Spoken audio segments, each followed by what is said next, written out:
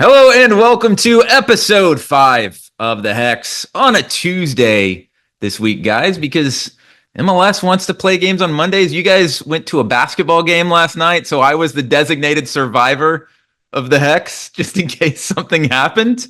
But, pretty good weekend of soccer overall. We survived. Everyone survived. Everyone survived. It was a good Are you week. living after watching Seattle-Houston? I survived Seattle-Houston. Yes, I survived that one. It was ugly, but sometimes in MLS playoff games you just survive them. Like my fantasy football matchup I had this week, where I barely won. I was sweating. Jay, you remember? John saw me sweat. John saw me sweat. That's a great lead-in. On the Hex this week, we got 6 topics. We're heavy in MLS, so let's get straight into it. Guys, at the time of recording on Tuesday afternoon, 6 of the 8 games have been played. The home teams ended up winning all 6 of the games, 5-0-1, and then Seattle winning on PKs last night over Houston. John, we'll start with you. The biggest takeaway from the early round playoff games, and please don't say Charlotte. Well, I actually am going to pull a bit of an Armand here because I thought that the question was, what's the biggest surprise? Okay. And my biggest surprise was that there was nobody that was really competitive from the lower seed. Yeah, sure, we can pick one. But for the most part, you look at some of these games, credit to the favored teams. LA Galaxy, Colorado. The Galaxy just demolished Colorado. Now, everyone keeps saying, and this is true, I'm not saying this is wrong. Everyone keeps saying, well, you could win 20-0 and it doesn't matter because you have to win the next game because it's not aggregate. Yeah, but morale-wise, it was a little bit immoral what the Galaxy did to the Rapids on Saturday. It matters, right? It matters. And I think that's why the biggest surprise to me is just that no one has really put up a fight. We're joking about Seattle-Houston. I think Seattle maybe had the least impressive performance for a team that got the job done. They did get the job done. So, all right, it's fine. But I think it's just, we talk about this format. I don't want to drone on about it. But overall, you guys ready for another round of these exact same games? Well, that's my biggest takeaway, John. Similar to yours, but with a little bit of a different spin. As much as we shit talk the MLS playoff structure, I think it is showing that in terms of making the regular season matter, the benefit to the home team is huge in this. And we have a big enough sample size to see that in the first round of a 3-round playoff, of a 3-game playoff series, there is a huge home advantage. It's kind of like the meme where someone you don't like makes a good point. But home teams, going back to the start of last year when they changed the playoff structure in game 1, they're now 11-1-1. So I think that's undeniable. And I think that what it does is it is benefiting the home team. Really, like you said, John, none of them had a lot of trouble and very comfortable outside of just a couple. Armand, what was your biggest takeaway from the weekend? It's funny. I feel like we all have the same takeaway. But I mean, for me, it was okay. Some of the teams kind of, I wouldn't say squeaked by, but the most dominant performance, I mean, scoreboard wise, was the Galaxy. I mean, they put on an absolute destruction of the Colorado Rapids. And for me, seeing, the Galaxy kind of live up to the billing, right? I mean, we saw LAFC. They had a couple of moments that were kind of scary against Vancouver, where Vancouver could have scored Brian White hitting the post a couple of times. They were comfortable, though. It was comfortable, but it was a little shaky. Yeah. I mean, this was a dominant performance from the Galaxy. I mean, they played Colorado off the park. And it was, that to me was, okay, you guys are legit. You guys are setting the tone for the rest of the teams.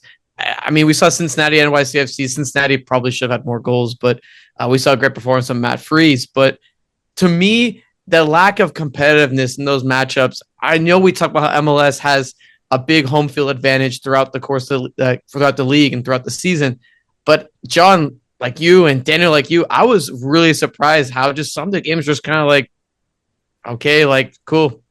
Road teams scored 2 goals in the first 6 games. As I mentioned, it was rough. It was recording really before rough. The last 2 games where I think the Red Bulls could do a little something.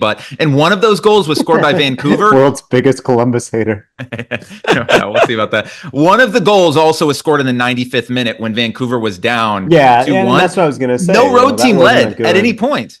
Yeah, that wasn't a good performance either. I just did a piece for Backheeled on the Galaxy and kind of this re-evolution, kind of finding what they looked like back in the early 2000s. Talked to Kobe Jones, who scored the first goal for the franchise back in 1996. And I think one thing that really stood out when we heard from Will Kuntz, the GM of the Galaxy, who's put this squad together. Yeah, like Ricky Puig is really important. And obviously Paintsel and Peck were really important. But like the Galaxy teams of old also had Juninho and AJ De La Garza and these like role players. Mike McGee was like a pretty critical part to a lot of these teams.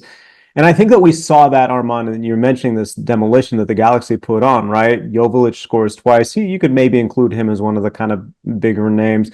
But John Nelson, FC Dallas product, steps in for it because Julian Alde has an injury and kind of like doesn't miss a beat. And I think that, it's pretty notable that these role players have been able to contribute. If I'm going to pick one team that's impressive, look, maybe I'm blinded by the goals, but I'm with you, Armand. I like what the Galaxy did. But overall, the lack of competitiveness for me is the biggest takeaway.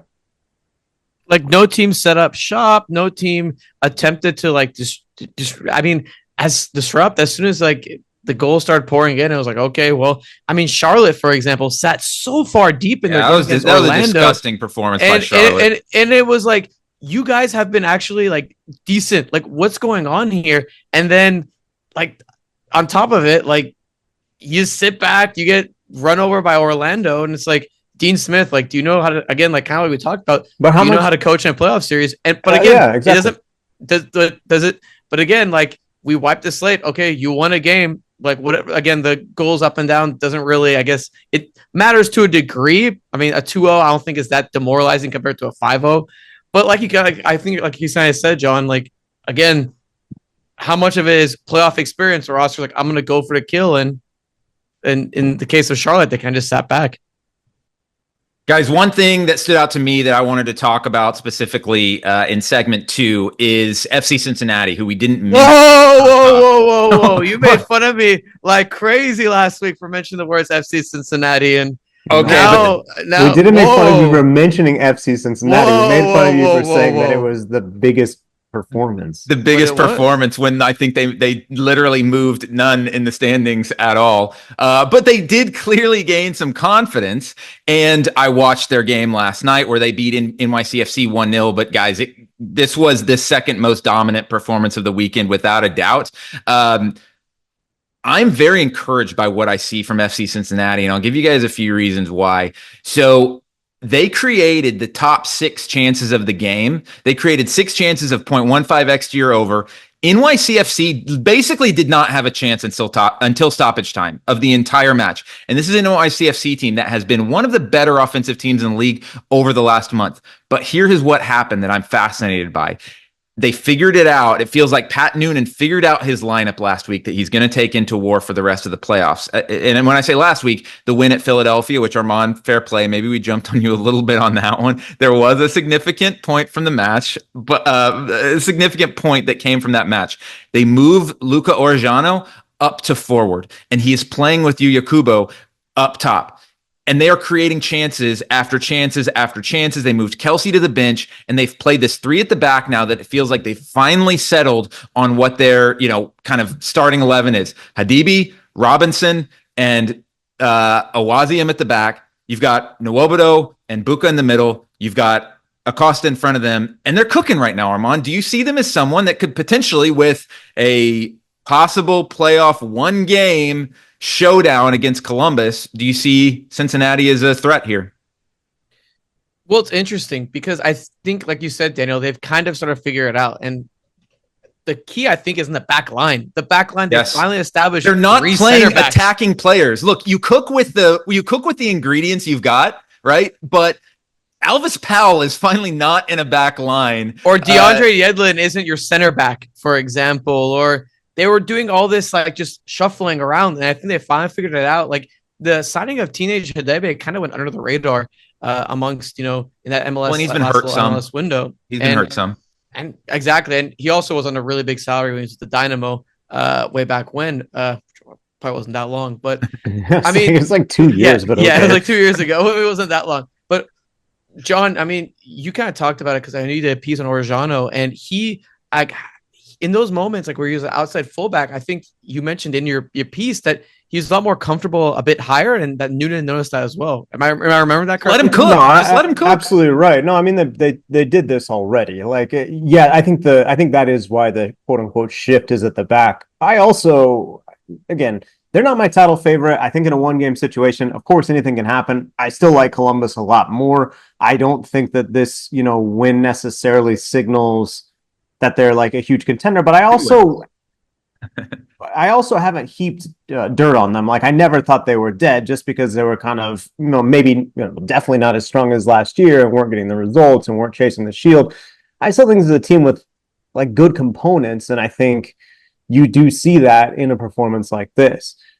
Orellano, like, it's kind of crazy how much he was like Barreal, right? Mm-hmm. And I think that there was this temptation to have him do basically just the same thing. Oh, it's another attacking player from the same Argentine academy that we can plug and play, and we need someone to fill this spot. That's why, to me, like, one player to circle is a different Argentine, Yamil Asad. Like, I was pretty surprised to see him scoring. Like, in this big of a game at this stage. You want to talk about a guy who was, important back in the day. To me, that's him, right? Where you say this guy is, with Atlanta United and then DC and back and forth with Vélez again. Everything leads back to Vélez Sarsfield.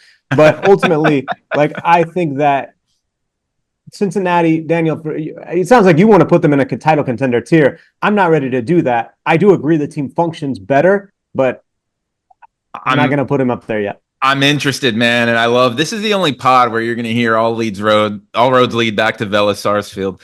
But yes, I think they found something here, man. It surprised me a lot because I was leaving FC Cincinnati for dead for a long time. They had really bad results and they just couldn't stop teams from scoring.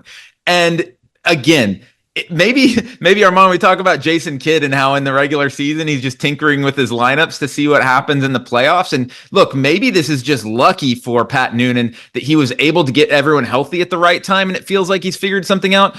But wins that they've gotten, again, anything can happen in a one-game playoff. I'm super interested right now with what we've seen from FC Cincinnati, and I think we should watch the space. So as we mentioned, home teams, as of this recording on Tuesday afternoon, absolutely dominated the first round match of games, as John has dominated his boba tea. And it is a quick turnaround, though.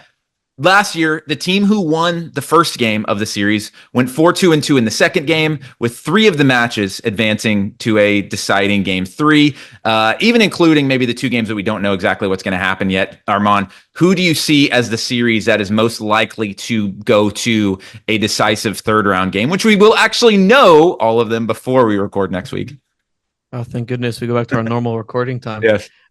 For me, we kind of spoke about it. We kind of alluded to it. I think even with the ejection of Coco Carrasquilla, I think Houston has a shot. They actually played a 2-2 draw with Seattle without Coco Carrasquilla. I think he was away for international duty.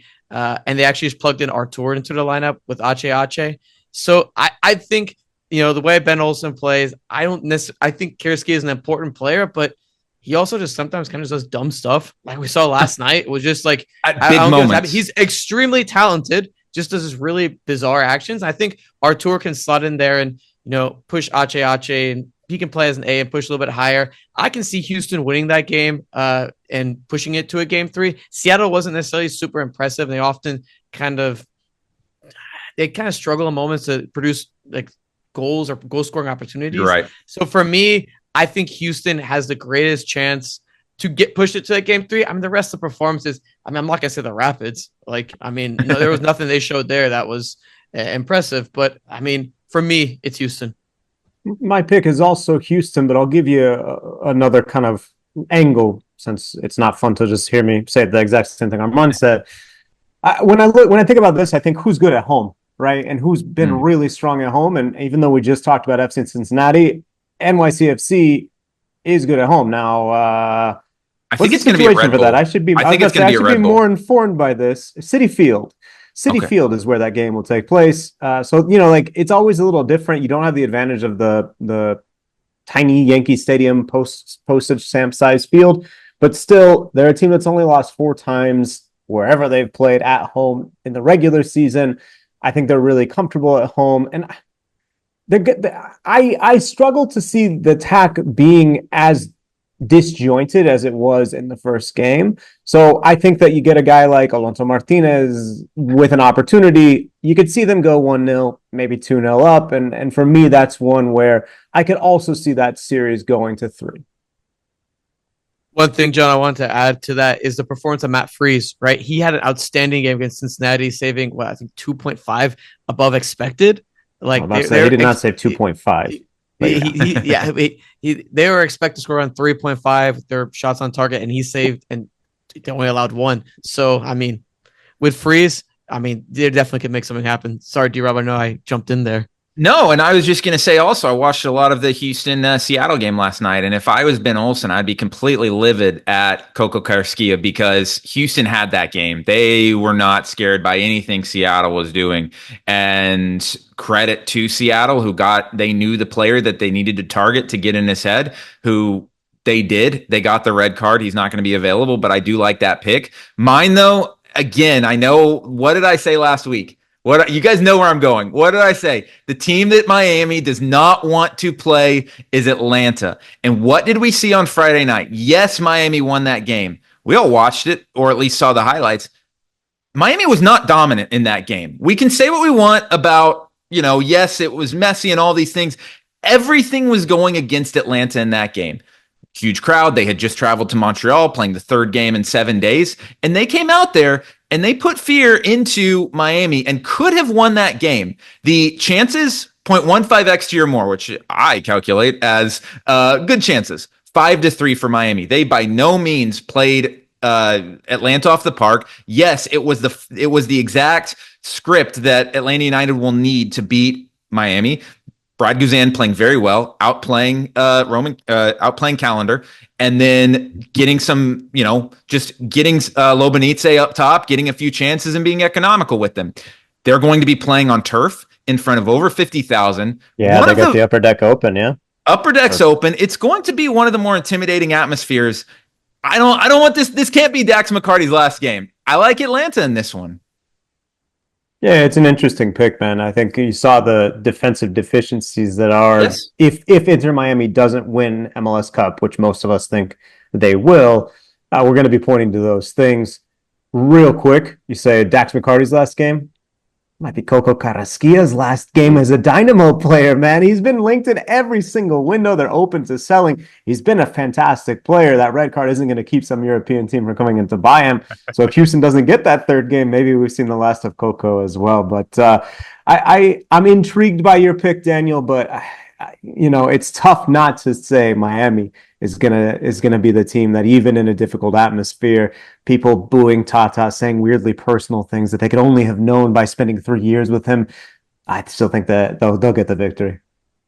All right, guys, let's move on to one that I know Armand is just itching to talk about. He's been fiending for like 4 days on this one. So rumors broke last week that I weirdly think I kind of broke to you guys, that I had heard from somewhere a few weeks ago that I thought was like common knowledge. Yeah, you told us this, and John and I were like, no, what? Like, this is not like normal. This is not common. Like, we did not know this was happening. All right. So MLS is potentially looking to move to a fall-spring schedule after next season. Armand, how do they pull this off operationally? And, what are your thoughts on this? That's a bold question. I mean, I'm going to have to figure out how to do it operationally. But, I mean, it looks like what they want to do is they want to go, okay, this season, and then there'd be a half-end whatever you want to do, like in 2026 for that beginning part. Then after a World Cup, you kick off the 2026-2027 season. Why are you guys looking at me like I'm saying like crazy things? You're not explaining it very well. They're not going to play in the spring, right? They don't. Or would there be an MLS's back tournament? MLS's back 2.0. They don't know. They don't know what's going to happen. You could switch to you could do like a cheeky, quick apertura clausura for one season and then switch it, right? I actually think that's the best way. I actually think that's the smartest thing to do, is do like 2 short seasons, but then I mean, then is your quote unquote campeón de campeones winner the MLS Cup winner? I don't know. It gets a little dicey. That's the stuff I don't quite understand. Armand, before we go back to you, I'll put it on the record. I've never like agitated for this. I've never pushed for this. I've never been, oh, we got to do this. Like you hear some people say, this is so necessary. This is such a good idea. I'm on board. Yep. I think it's a good move for MLS. I think it would be very wise. I think the benefits outweigh the negatives. Maybe it's easy for us sitting here in Dallas, Texas, where it's still 86 degrees today, October 29th. But overall, I think the sort of hand wringing about maybe cold weather environments, I don't know. I really do think the benefits outweigh the negatives. Armand, how have you been feeling as you kind of digest whatever the format ends up looking like if they do switch calendar? I mean, it makes total sense, right? Like you have the transfer windows aligned. Finally, that's a big money making thing. That's huge, man. I think that's the biggest driving factor behind the potential move. 100%. And a lot of people don't understand how important that is for valuations, for bringing in players, for letting go players, etc. And the one parallel that we have a parallel to this to a degree is Japan. Japan's doing the same exact thing. They're switching in 2020 after the World Cup to a traditional fall to, I guess, summer schedule. And one thing they looked at, and not a lot of people have mentioned this, is how their intensity of their matches of the players when they run in the summer just completely goes down. I'm looking at a tweet from Dan Orlowitz. He covers Japan. Great follow. Japanese football, and he's pulling some stuff from his thread. There's a tweet that shows the intensity of the players when they run just dip in the summer versus in the Premier League in their first 4 or 5 months. You just consistently see it going up. Obviously, they're not aligned schedule wise because one's playing in the fall while one's playing in the summer. But there's so many elements to it, and elements as the transfer window is the biggest thing. Not only that, you have, I think, better playing conditions. Yes, I understand people talk about the winter, but players really suffer in the summer. They really suffer. I mean, we've seen it with how you train, and we've seen it kind of in MLS to a degree where teams are kind of like, okay, we're just going to play. And Daniel, we see games though. Don't we see games though? We see games in the summer where they get postponed for rain, for storms, for these things. If you have situations like, you remember that national team game a while back that was in Minnesota and it was played in I do remember that. Negative. Was when Greg Berhalter took a photo with the fans during the game. That's right. One of your best performing tweets of all time, I believe. Maybe just for me. But you can still postpone games. Like if there are games that are going to be played in dangerous weather conditions, you can still postpone them, and you don't have to play. Do that. It gets easier to do that because now you're if you move to this calendar, you're taking the international breaks. You don't have to decide, do we take a break during the World Cup? Do we take a break during the Gold Cup? How long do we take a break during the Copa America? Those decisions go out the window. All you have to do at that point is kind of get the hype machine going and say, watch Coco Carrasquilla, former Houston Dynamo player, play for Panama this summer. I don't know why he's the first guy I picked. Daniel, I think that's one of a couple business elements, because I don't think it should go under the radar. We're saying the transfer, and I do think that's important. We're talking about quality of games. I think that's important. But getting away from the NFL for your biggest games, for those playoffs, college football too. Okay, let's be honest, right? Right now, if you went to the fall, spring, you're probably not playing games in cold weather markets between Thanksgiving and early March, right? Mm-hmm. So if you take December and January off, which I think you can absolutely do in MLS, or you can figure something out, take the winter break, whatever. You can already do that. They already do it. Play one or two games in March or late November in cold weather markets. It's fine. It's not that big of a deal. They already trick up the schedule to make sure that the warm weather markets have more games in the colder months anyways. And Armand, exactly what you said. And granted, we're all biased here, but if I'm an FC Dallas fan, the games are played at an incredibly slow pace in the summer, and it's not good to watch. It doesn't benefit anything. I'm all for it, man. I think it's a great idea. We're going to be telling our grandkids there used to be 3 p.m. summer kickoffs on a network called Unimas.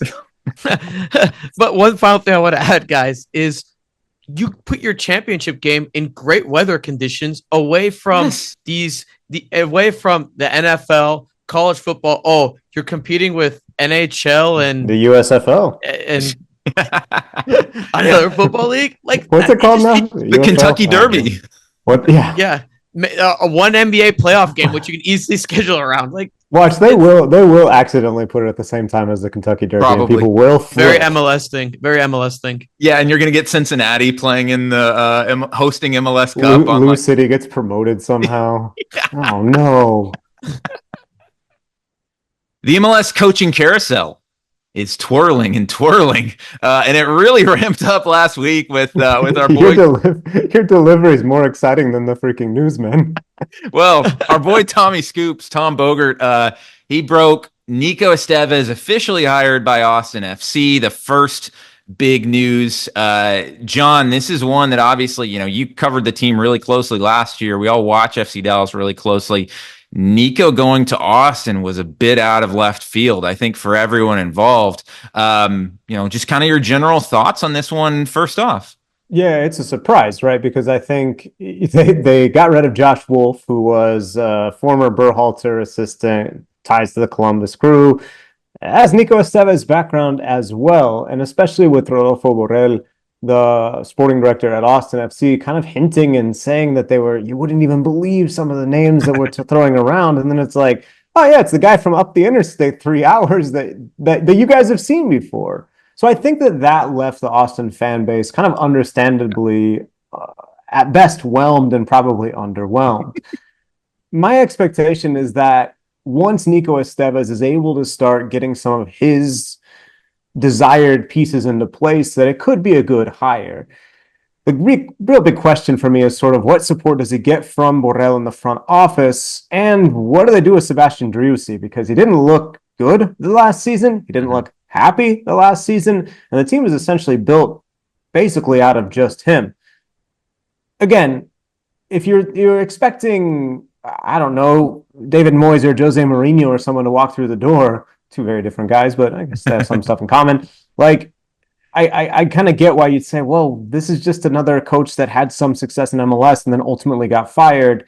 But I think he showed things in Dallas that can give you plenty of reason for optimism. To me, it's a good hire with bad framing. Once the ball starts rolling, we'll see if Austin fans are in. But what do you think, Daniel? Is it a good move? So I have no problem with Nico. I think that obviously he was made to be a scapegoat for a lot of the things that happened in Dallas that were totally out of his control. And I don't place much of the blame for what happened in Dallas on him. I think he proved when he has a full deck of cards that he can play a pretty good hand. I don't like the hire for Austin FC because the definition of insanity is doing the same thing and expecting different results. Now that's not to say that Josh Wolf and Nico Estevez are the same coach. Clearly not. But like you said, you went from having a former national team assistant who is a relatively defensive minded coach to a former national team assistant that's a relatively defensive minded coach and is a close friend of Josh Wolf. So how do you spin that in a way that like it's a new era to use some FC Dallas language when they hired him in the first place, right? How do you spin it that way? This year, Austin was last in XG created in the Western Conference, only behind Toronto and New England, next to last in non-penalty expected goals. And then you look at FC Dallas, they were fourth to last, which obviously you can't blame that all on Nico, the pieces he was given, injuries, etc. But there's a lot of sample size to say he is not an offensive-minded coach. That's not necessarily a bad thing. But if you're Austin, I do think of the brand of Austin being whether it's right or not, being a relatively sexy brand that you want to play nice, attacking, free-flowing soccer. And that's not necessarily what Nico brings to the table. He will bring their floor way up, right? That is what he will do. I don't love the hire just because as you said, when you're expecting a pizza from Cane Rosso and you get maybe Pizza Hut, you're not as happy. But that's a weird. I like both. That's a weird analogy. But Armand, another big coaching move that was made, not official yet, but Tom Bogert reported as in advanced talks. Is it official, John? I don't. You gave me a look. All right. Well, Bruce Arena, he is potentially going to be taking over in San Jose, another team that needs to raise their floor quite a bit. The worst team in MLS history defensively this season. What are your thoughts? First off, what the hell did Bruce Arena do, man? We still don't know. To this day, MLS has not publicly said anything about it. We don't know. You better be careful what you say right now, because we don't know. We don't know. What did he say? We don't know. So, leaving that aside, I first off, the fact that he's reinstated is, I guess, good for the good for him. That it wasn't anything that was, I guess, that outlandish or anything, that he's able to be reinstated as a coach. And look, I feel like with Bruce Arena, look what he did with the Revs, right? He kind of brought their level up. Correct. He brought in guys like Gustavo Bo. I'm pretty sure Carlos Gil was brought under him. They won the Supporter Shield, didn't they? Exactly. Yeah, they won a Supporter Shield, and he brought their level up substantially. And just knowing Arena, not personally, but knowing the level that he brings to the, I don't know, Bruce Arena, he's not a dear friend of mine or anything, but knowing the level that he wants to bring, he wouldn't do this without a specific buy-in from ownership. And I'm sure, if ownership's bringing him in, there has to be some sort of buy-in. You think? No, but I think you're taking too many. Taking too many steps. Because think about it. If you're Arena, he's not a young man. He's definitely been around, but I think he does want another chance. And I think he's also smart enough to read the writing on the wall and say, there's only so many other chances that are going to come.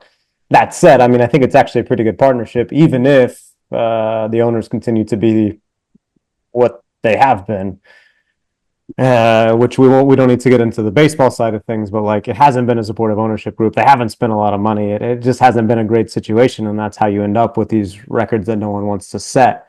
But I do think that you talk about a floor raiser. I think Arena's definitely there. The way that he demands certain things of his players, the fact that he'll probably bring in some veterans he knows pretty well. I think it would be a very interesting hire. I wondered if even FC Dallas or some of the other teams that have vacancies would take a look at him in the past. It looks like his destination might be Northern California. I think he likes a good glass of red, so I'm not surprised to see that he might be near Napa. It makes sense to me on a lot of fronts. I would be surprised to see them lifting trophies, but right now it's success if you move that club forward to where they're fighting for playoff berths. Well, and it's not allowing 78 goals. Now, obviously, this team was better, and I'll use an analogy from the NFL real quick, where it's kind of like an Andy Reid type hire, right? Where it's a guy who, very good coach, maybe had some things happen, and he got hired, and obviously did really well. Armand, I want to ask you one other thing real quick here. The Chicago Fire hired Mikey Stevens, to be their head of player development or something. He's kind of running the show behind, and we talked about Greg Berhalter and the people he needed to hire. We mentioned a couple shows ago, he needs to hire smart people under him. You've had some connections to the Galaxy, kind of what's going on there a little bit, and Mikey Stevens, who's had a big part in building that team. Is this a big hire for Chicago? Just really quick. It's a really good hire for them. It's definitely the pieces that we spoke about that Berhalter needs to add. It's pieces like that no MLS, that who's a part of the Galaxy, and to be honest, probably part of what they've actually started to build over here with under Will Kuntz. That foundation doesn't start just overnight. That comes over time. So I think it's a fantastic hire for them. Finally, guys, there was a graphic put out by MLS in the last week on various business areas like LinkedIn and different spots, touting the social media growth, the sponsorship growth of MLS this season, and what a Messi's first year in MLS.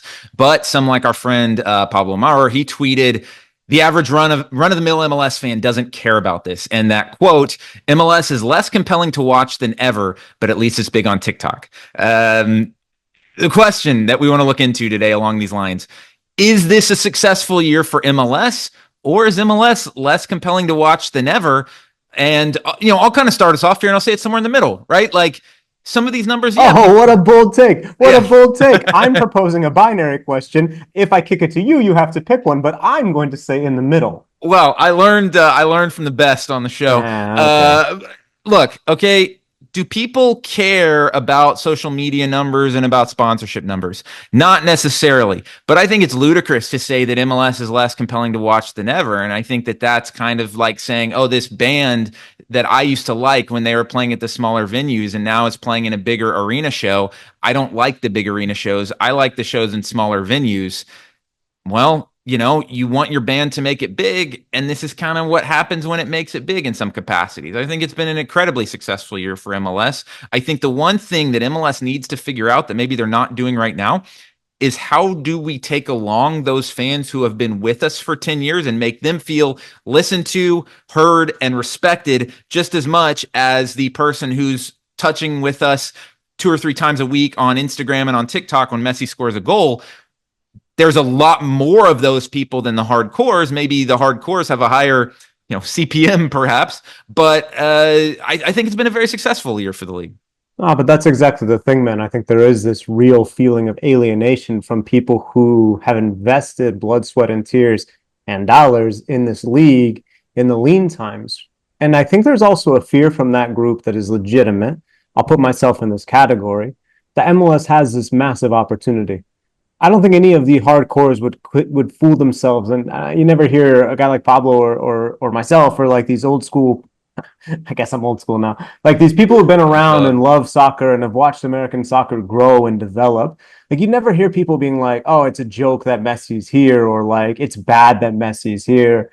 But I think the fear is, okay, Messi's here.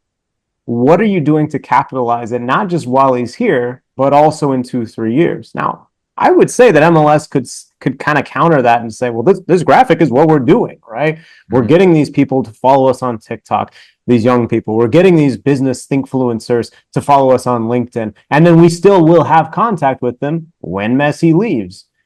Yeah, maybe. But I just think that that's where, to me, the potential alienation, not potential, I think the alienation of the hardcore fan who's been there watching MLS for years and years and years, whether rightly or wrongly, that I think most of them are feeling right now, it's a big problem because those people, if you drive them away, yeah, it's a lot harder to get them back than to sort of make things right now. I don't have a problem with MLS speaking to different audiences, right? I think this is like a great example of like, hey, you're maybe not in the target market for this graphic, right? This graphic is geared toward nerds and sponsors and wonks and billionaires. Okay.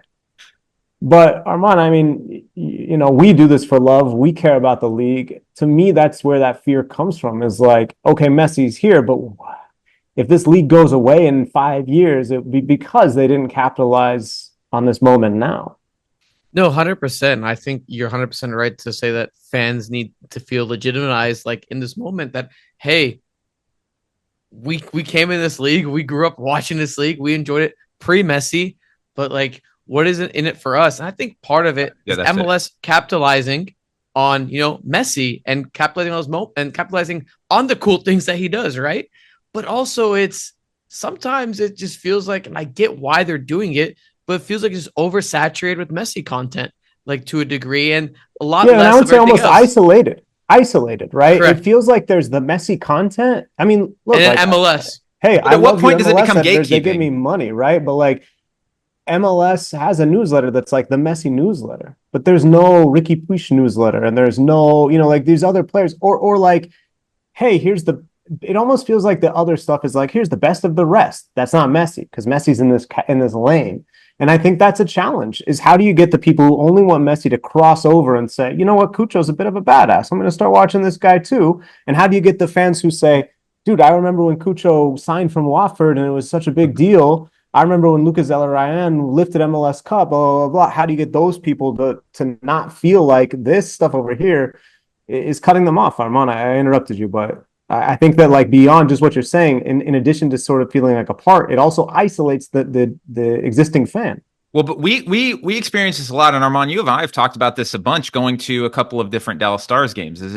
There feels like there is a gatekeeping nature of Stars fans. And it's like, I didn't feel like, oh, I don't really know exactly what's going on here. And, oh, maybe I'm cheering at the wrong moment. And people are looking around at other people, and it did feel like looking at you like you're speaking a different language or something. And like, oh, you don't know hockey. Like, what are you doing here? And it's like, I don't think MLS fans have any place to be gatekeepy in the sense of, well, I knew Lucas Zelarayan when he played on the Crew, or like, oh, you're at the Crew game. I bet you don't even know who Lucas Zelarayan is when you go to see them play against Inter Miami. It's like, well, don't be like that. Like, welcome them in, like why does it have to be that way? I think that's the one thing that it's on the fans as well, to not be gatekeepers of this league.